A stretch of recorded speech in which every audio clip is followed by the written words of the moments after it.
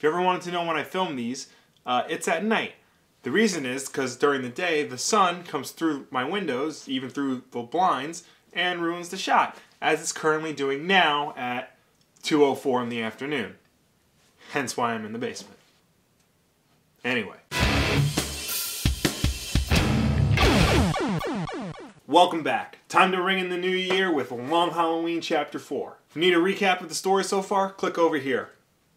It should be about 1, 2, and 3. So it's New Year's Eve in Gotham City, and the Joker has decided he's going to take matters into his own hands. He is going to end the holiday killings by personally killing everybody in Gotham Square celebrating New Year's Eve. Because when you're the Joker, that's the best solution for literally anything. While all this is going on, Harvey Dent discovers there may be a link between Carmine Falcone and Bruce Wayne, one that could change the course of this whole case. This happens during yet another scene that features a lot of obvious foreshadowing. Creators, I know you like to play with the emotions of your audience, and that's fine, I get that. But there have got to be limits. We all know Harvey Dent becomes Two-Face. You don't have to litter the dialogue with references to the number 2. Or constant coin flipping, or only showing half of his face in the beginning of scenes, and on and on and on. Honestly, I think the only time that didn't happen was in Tim Burton's original Batman. It was just Billy D. Williams playing the smoothest district attorney in the United States. Anyway, because this takes place on a holiday, we get to see who the next holiday victim is. In a scene that takes place on Carmine Falcone's yacht during a New Year's party, his son Alberto gets shot and thrown overboard, becoming the 4th victim of the holiday killer.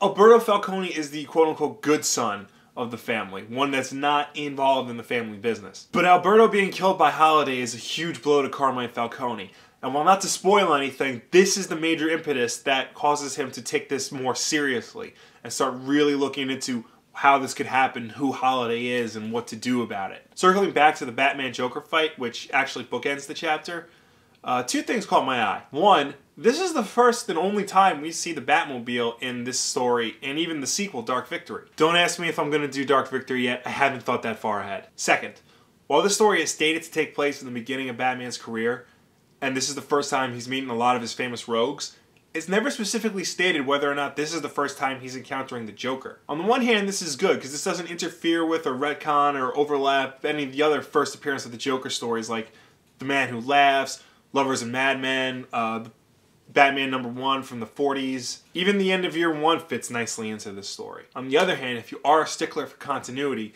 this doesn't help because it leaves it open enough to interpretation that things can get confusing. But honestly, if you care that much about canon, then you probably already know where this story takes place on the timeline. And besides, with the New 52 relaunch, I don't even think this story is in canon anyway anymore. A lot of it seems to have been overwritten or completely forgotten about. But just because the story may not be canon anymore doesn't mean you should not read it. In fact, if anything, you should read it now more than ever to show DC we still care about pre-New 52 DC. New Year's resolution, I'm going to stop hating the New 52 and go a lot easier on DC.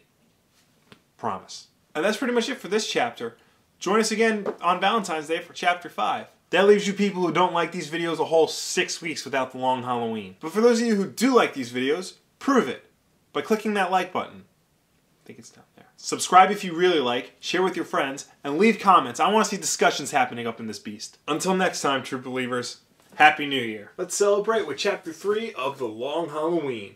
If you've gotten sick of these by now, too bad. Is that your turn? Yeah, that's my turn. Boom! Bet you didn't know Sonic and Mega Man had a crossover. Bet you did.